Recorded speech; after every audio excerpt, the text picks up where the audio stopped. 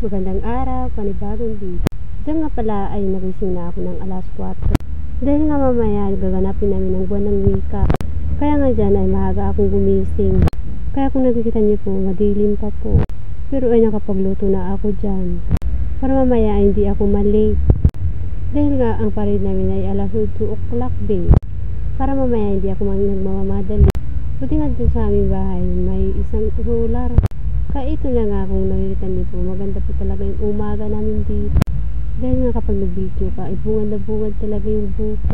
Diyan nga po pala, ay pupunta ako sa lula ko para umingi ng saramad. Ang saramad nga po pala sa amin ay isang pabango ng aming mga ninuno noon pa. At dito nga ay nakasakami na kami sa bangkulong, sobrang dami namin dito. Dito nga hindi pa ako nakabihis kasi late nga ako.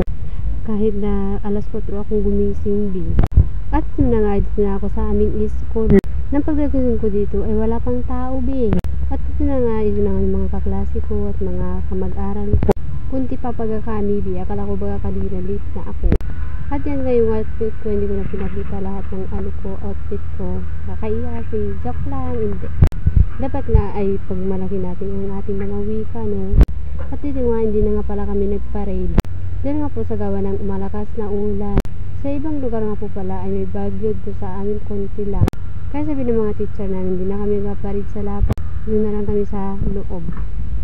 At dito nga ay malapit na kami matapos. Siguro hanggang dito na lang pumamaya ang ating video. Dahil nga hindi ako makaka-video ng maayos kasi nahihiya pag ako mag-video. Kaya dito ay parang patapos na, kaya babay na po.